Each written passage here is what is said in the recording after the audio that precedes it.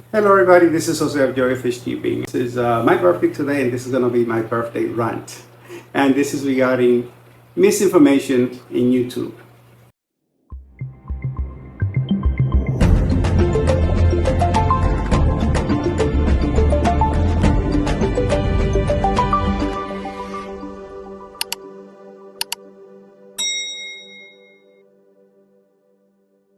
Recently I did a series on UV sterilization.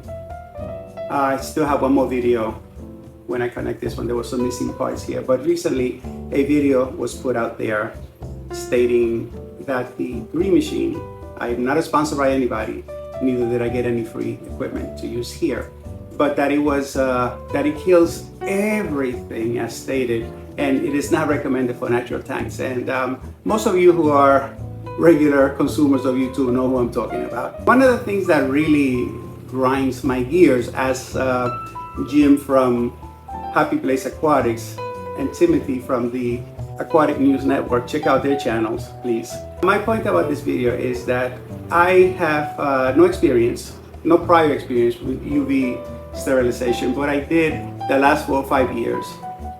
I did do a lot of reading. I saw some videos. I read a lot of articles. I read some scientific journals regarding on its use. I know that in medicine, in my area, it has been used extensively for years. Okay. Now, I am not an expert. I did, as I've said before, I did a biochem major after my profession, and I spent a lot of hours in labs. And I know scientific research, and I know some of these things because it was part of my requirement for my training. There's in our hobby, in our community, there's a lot of real biologists, real scientists, and there are all kinds of people in our area. I don't consider my expert. In my area, in my field of work, some people say, oh, the expert came, he's going to take care of this. And I say, no, I'm not an expert. My line is, I just have a lot of gray hair, meaning I've been around for a bit. This is not my first time doing whatever it is that they call me an expert for, but I hate the word, because as one other gentleman, he's from Mexico, pediatric surgeon, he said that there's always a little expert with his little books. One of the things about YouTube is that there's a lot of misinformation, there's a lot of great information. When I need to look something up, the first thing I Google. But then I don't Google, I don't take the information from one side only, or from one study that was done. I look around, I listen to people's anecdotal things, and then I make my own conclusion whether it's something that will work for me or not, such as UV sterilization. One of the things that we have to understand here is that UV sterilization, or the green machine specifically, I was pointing out, it does not kill everything. If that's the case, then all my fish here would be dead. Everything will be dead, right? Now, the point about this is that if you're gonna say something on YouTube or say something publicly without any background, studying background, with any formal education on a certain topic, you should really investigate first. And you should really look into the information before you put something else that is false. A lot of the things that us as fish keepers do is things are anecdotal. Now, we often will say, this is what's worked for me. It doesn't mean it's gonna work for you, but there again, there's a lot of misinformation. I often have to confront this in my own field of work, where I am interviewing people, and then they say, oh, my mother stopped this medication. I say, why? Was she told by the doctor to stop the medication? Did she do it without consulting? No, I looked it up in Google, and Google said, this particular thing, that this was bad for this or whatever. And I say, you know what, that's really a bad thing. The husband of my aunt, who's now passed away since then, she's on this diuretic, but she has congestive heart failure. The diuretic keeps your fluid balance from getting overloaded. So a couple of times she made it to the emergency room, fluid overloaded and close to intubation because she could not breathe. And I asked the husband, what medication is she on? Is she still taking this diuretic? She said, oh no, I stopped taking it because it makes her pee too much. That is the exact damn reason why she's on that, to get rid of excess fluid. So I asked her, when did you go to medical school? What makes you qualified to make those decisions, and what makes you qualified to make such certain statements?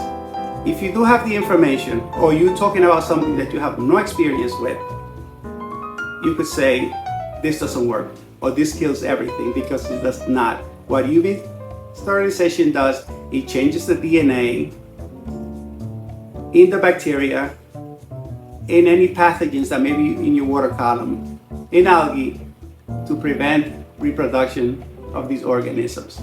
If they lose the ability to reproduce, eventually they're going to die out, and you're not going to have anything replacing them. Now recently, many channels you can see that they use UV sterilization. Ben Ochar, which I'm happy for you, Ben, if you ever get to watch this video. Your discus look amazing in clean water with UV sterilization, because one of the things it is a preventive measure. It will not cure or fix sick fish, but it will definitely decrease the exposure to pathogens that may be in the water. I follow a quarantine process so that I can decrease the amount of bacteria. If you want to take dirty pond water and bring bacteria, bring parasite from the pond and put it in your tank, listen, that's good for you. Do whatever you want to do with your tank. It is your hobby. Okay? You do whatever you feel like. It is your tank, it's your fish, it's your hobby. But I am not going to introduce crap from a pond from somewhere else and throw it in here that will make these guys sick. I invested a lot of time. This is a great joy for my family, for my daughter, for my wife. And this is a pastime for me. It has been for years. I have been in the hobby over 50 years. Sometimes you take a few years off for whatever life stuff that happens and you can't for one reason or the other.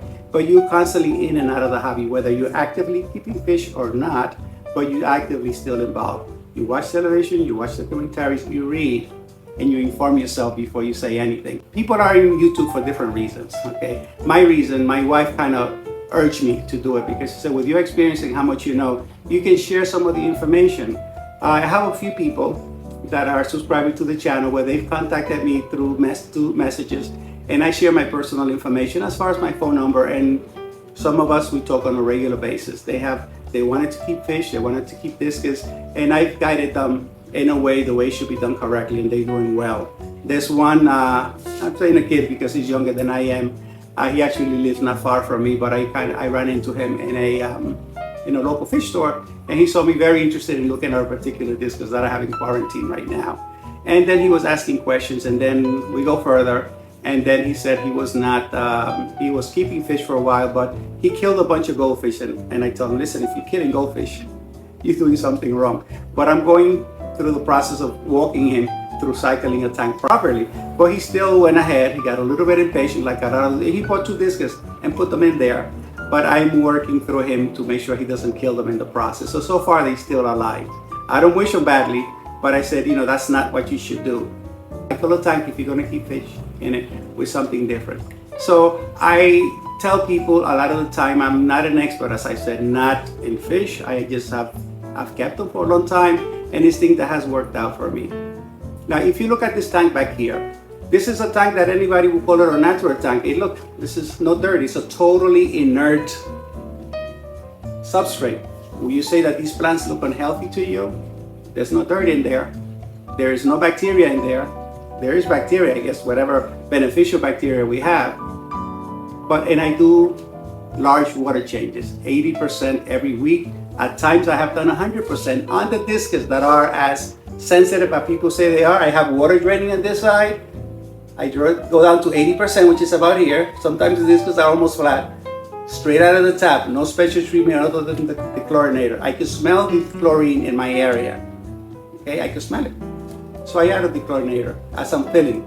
And then at some point, after I got it up to here, I continue filling while I'm draining at this end. So essentially I'm doing 80% of the water, or let's say, not 80, 100%. I've done it a few times. I did it another time back here for a specific reason. So your fish will not die if you do massive water change. Another misinformation.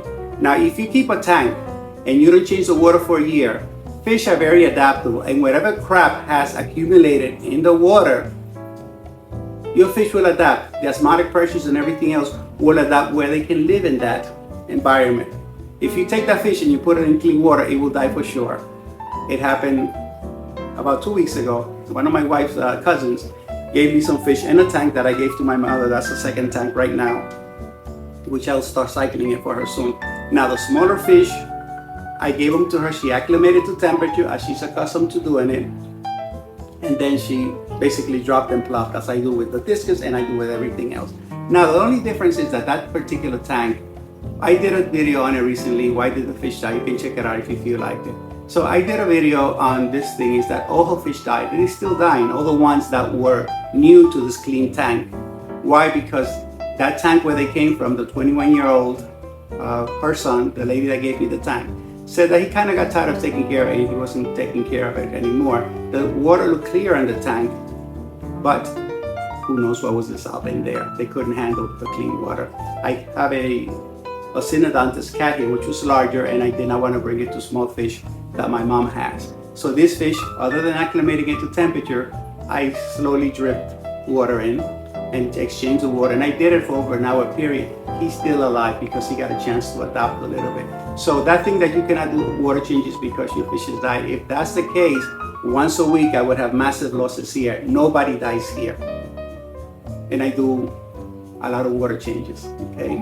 I'm gonna show you in a video coming up. I'm just gonna voice over some of the videos that I took on the other tank. So this one here has a green machine. The other one here has a green machine, and the other one over there has a green machine. This one I have a larger unit that I said that I will be putting on, but probably this weekend I will do that. Why did I decide to do UV sterilization recently? Because it was the right time for me to do it. Money invested, right? It was the right time for me to do it. When it's the right time for you, you do it whenever you feel like it. But please, all my videos are aimed, most of my videos, unless it's something special that I feel that I can share with experienced fish keeper. But a lot of my videos are geared towards new people, that they can learn, hopefully the correct way. Not my way, but hopefully in a way that is not giving misinformation.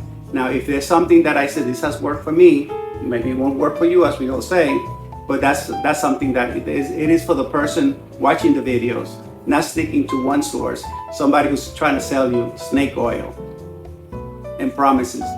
Maybe the makers of Green Machine will come after this person for, is it slander is the proper word, or I don't know, for making a statement about a product without proof, when we know that UV sterilization works. It's been used in medicine, it's been used in the food industry, and it has been used by fish keeper. A lot of anecdotal, a lot of people, but the proof is there. If you do something and you stop using it, and then the problem comes back, and then it goes away, when you put it back, obviously something changed. And what was changed was that the UV was off.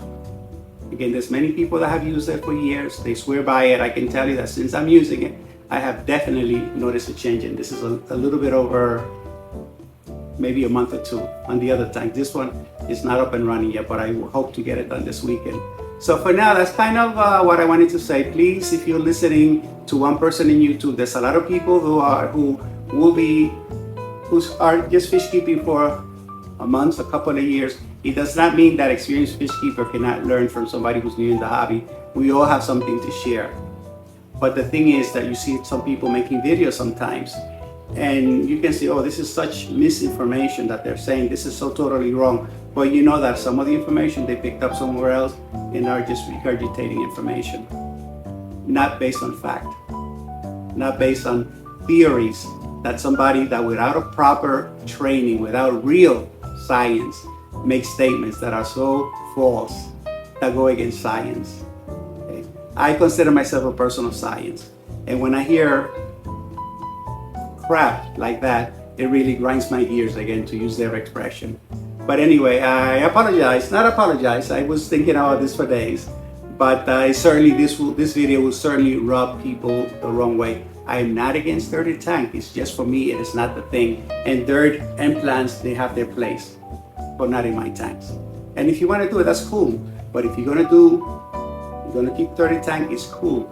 Just make sure you do filtration. Make sure you change your water and get that cesspool out of your tank. Right? Your fish appreciate clean water. I know that when I am filling this water here straight out of the tap, temperature match, of course, the discus often are under the water, and some of the other fish, they play in the fresh water. I wonder why.